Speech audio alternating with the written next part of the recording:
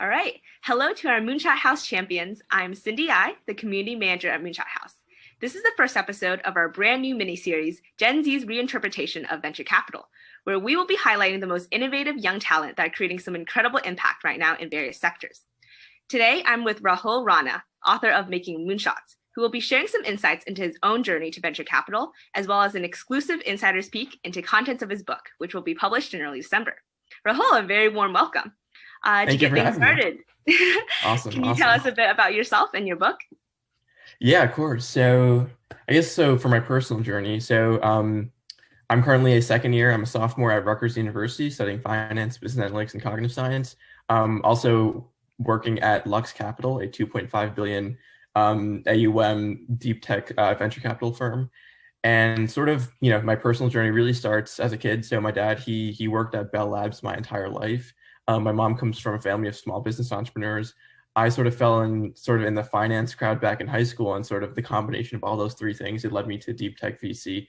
And it's just, something I absolutely love. I really, really fell in love with, you know, positively and profitably impacting people, right? Like, reducing human suffering, having doing some good in the world, and, inducing golden ages of deep tech, all this really like sort of disparate stuff. I really became interested in doing all that. And, I've sort of made it my life's goal to, all right, like I want to make more moonshot companies, right? Radically creative, deep tech sort of, really impactful companies and startups and things like that. And yeah, so this book just became my first step in the journey, right? Like I want to teach people, what's the mindset, right? What are the philosophies, strategies, and, what do we have to do with the ecosystem, right? How do we make an ecosystem that's conducive to, more moonshot companies, right? Like more deep tech, more science, more technology, and, more progress and stuff. And yeah, this book is just a culmination of all my thoughts, all my research and everything, and, all my passion and everything. So yeah. Yeah, I mean, that's absolutely amazing. And so to kind of get started, every individual, when they're creating something really extraordinary, much like your book, it usually starts with some sort of dream, some sort of inspiration. So for you, what is that dream or inspiration? Yeah, of course. So, like I mentioned, like as a kid, like I always go to like the Bell Labs campuses, I'd see all the, Nobel Prize winners under, their bronze plaques, and, all the inventions and all the breakthroughs that came out of there. And I just became so infatuated with like I want to do something like that. Or if not that, like I want to support people who do that, and, help them, give them all the support that they need, all the financing, all the, anything that they need. So, it's sort of just like as a kid, I fell in love with, making breakthroughs, right? All this cool science and tech. And then I came to, in college, really I sort of became, really well acquainted with like the startup world and everything, and really like, the complexity between, startups and VC and research and academia and government and education, all these, sort of, disparate things that are all working together, but they need to be, drastically improved, so we could, go back to building these, really huge these really huge like, projects, these really huge things, as we used to do in the last century, right? We had the Panama Canal and, Manhattan Project and the Apollo missions, and, that's where the term moonshot comes from. But we sort of moved away from doing big things such as that. Like, there obviously are very few companies out there. There are startups out there that are doing, similar things. But as a country, and, and even maybe as a world, but I'd say more so as a country, we stopped doing those things. And I want to get back to that sort of that ingenuity that we once had, and really solve some big problems in the world, but also do so, by just, in the process of doing so, like inspire, more people to do those things, and make the process of doing these, seemingly impossible things, relatively more, make them more accessible, and, make them more possible to do for everyone. And so, yeah, so it was just like a lot of different things that really inspired me. And I sort of, wanted to make like a, one-stop shop, right? A go-to guide on, what's the mindset, right? What's the sort of the non-obvious aspects, the intangible aspects, and sort of the tangible aspects of, making such a, doing the impossible at the end of the day. So yeah. Yeah, I mean, that's incredibly inspirational. And I think there's a lot of things that people watching this can take from that. And so, in order to sort of gather information in depth for the topics that you're discussing, right, for making moonshots, you must have talked to so many different inspirational people, interviewed them, sort of get their opinions on current affairs and their own journeys. So, what were some of the most memorable moments for you, and maybe some of the most memorable people that you got to talk to? Yeah, of course. So in terms of like memorable people, so obviously my go-to answer would be Josh Wolf. He's the co-founder of Lux Capital. He ended up hiring me as an intern because of the book and everything. And I spoke to him last May, and he he himself just gave me so many ideas, so much content that I put in my book. And it was funny. It got to the point that like my editor was just like, all right, like this is like an homage to Josh. Like you got to use less of his name. I was like, all right, like I'll do that. Like I don't want it to be, like too much. So like, I used a lot of his ideas. He's a really, really great guy, really great mentor. And he ended up hiring me too, which is crazy. So that's definitely one of the most like memorable people. And I guess like, all the other people just in general, like, I'm just like a college kid, but they gave me sort of, 30 minutes, an hour of their days to, just like, answer my questions and have a conversation. And I'm really, incredibly grateful for everyone I interviewed. And then I guess in terms of like memorable moments, I mean, obviously like I guess, again, like my go-to answer would obviously be like all the, when I came across those realizations that like, all right, like I'm writing new things, right? Like I'm creating content, like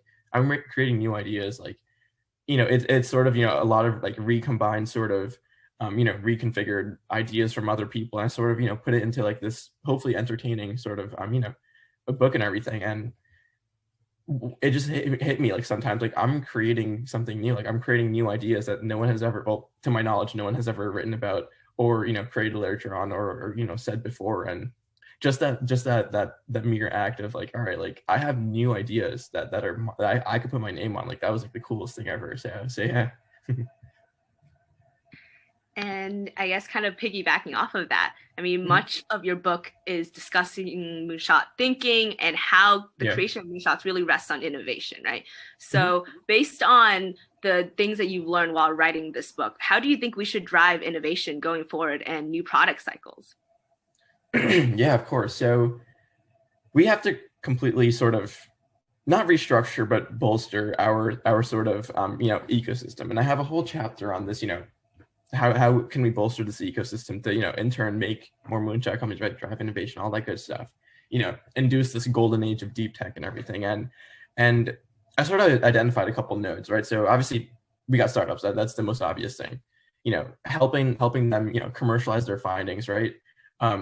Teaching researchers and scientists and all those people who traditionally are not sort of, founders and in turn executives, because, there's a difference between being a researcher, being a founder, and being an executive. So, we got to help, sort of make those transitions and really help commercialize all these findings, or at least, get the, the actual research, right, all the findings, all the good stuff, all the breakthroughs to the people who can in turn, make startups, make businesses out of them. So that's like sort of what I delve into, and I, break all that down into, it's like really like logical process, and how do we improve. And then obviously we have to improve VC, right, financing in general, right? Like obviously we see like, a boom in of SPACs, right, direct listings, all that stuff. But like we also need, more funding go into it. Like VCs have to sort of like, sort of improve their approach to investing in companies. Like I break all that down and give my resource my reasons and everything into that.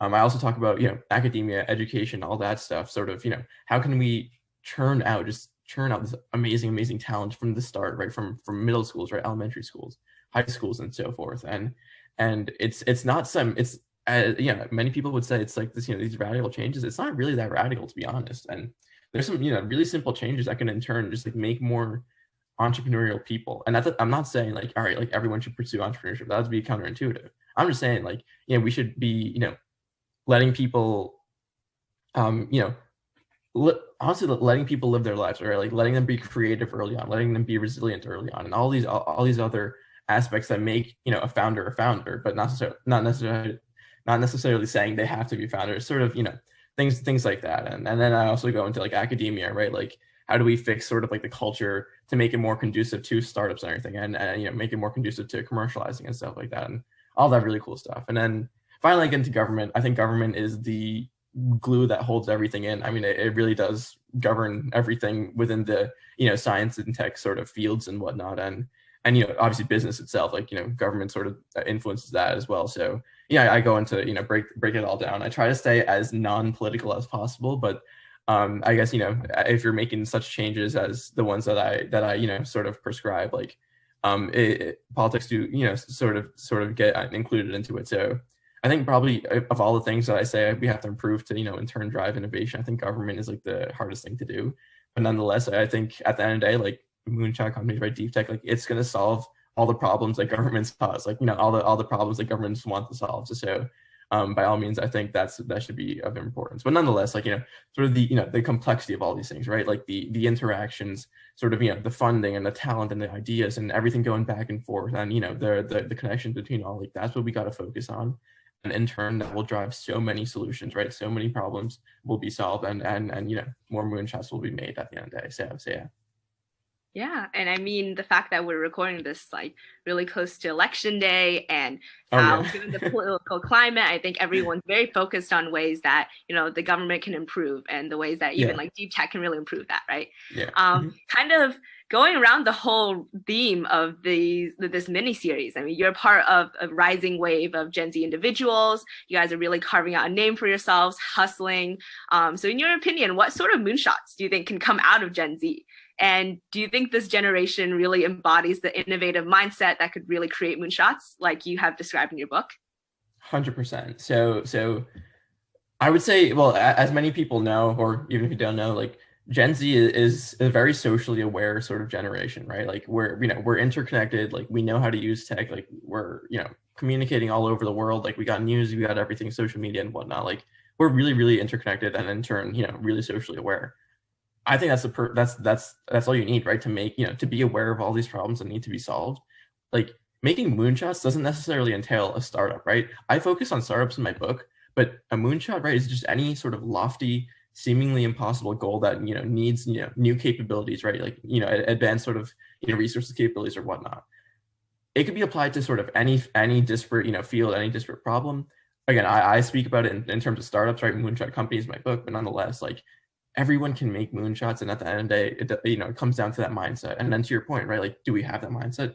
I honestly think, yeah, like, we do. Like, you know, Gen Z is just this, you know, this optimistic and, you know, energetic bunch of people, and you know, we're quick to sort of expose problems in the world, right? And we have the energy. It's just, you know, a lot of people are misguided. And again, like, I'm not saying pursue the, you know, entrepreneurship, not everyone has to, but I'm just saying, like, as a whole, I am really, really hopeful and really optimistic at the end of the day. Like, I'm really excited to see, you know, all the things that come out of, you know, this, again, this, like, really socially aware, plus passionate, plus energetic, you know, community of, you know, young people and young talent and everything. And yeah, you know, I'm just trying to put them in the right direction.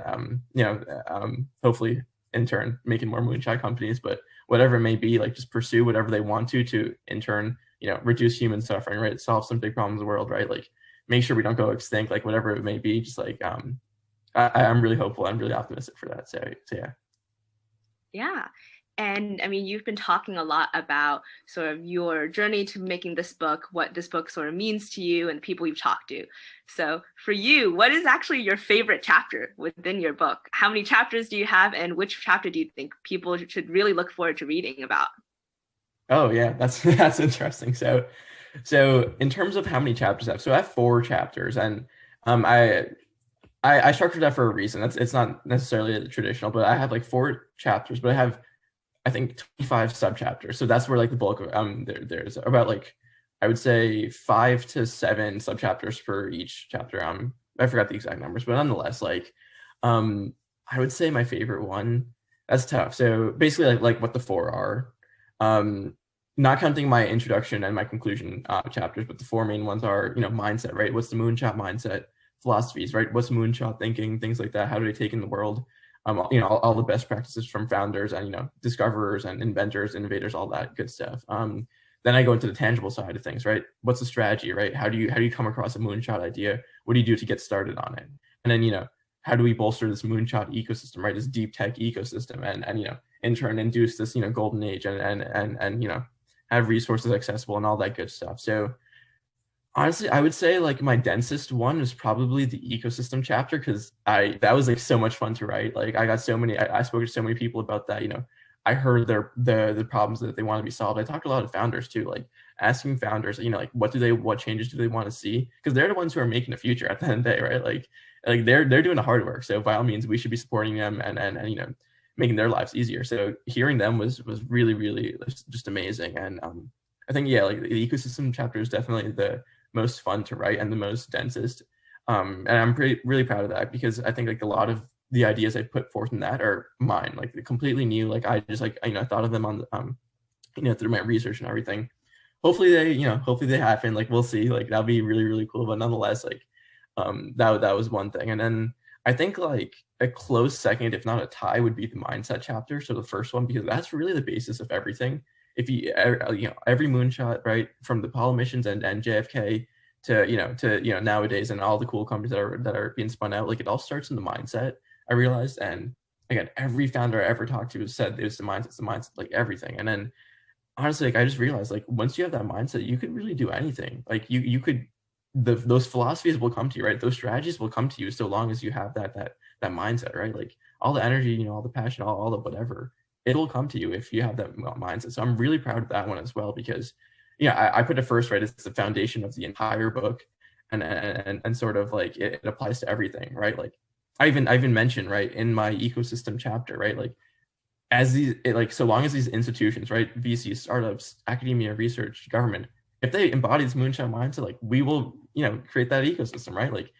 In terms of like a strategy chapter, right? Like, if a founder can harness those, those mindsets, right, all that way of thinking, like, their job in, finding that moonshot idea, right, like, going about it with the non-obvious aspects of it, like, it'll be just like exponentially more easier. Well, more doable, I would say. Maybe not easier, but nonetheless, like, more doable. And obviously, philosophies and mindsets, they're pretty similar. But yeah, at the end of the day, like, I would say that's the most foundational. The ecosystem one is more dense, and definitely a lot more fun.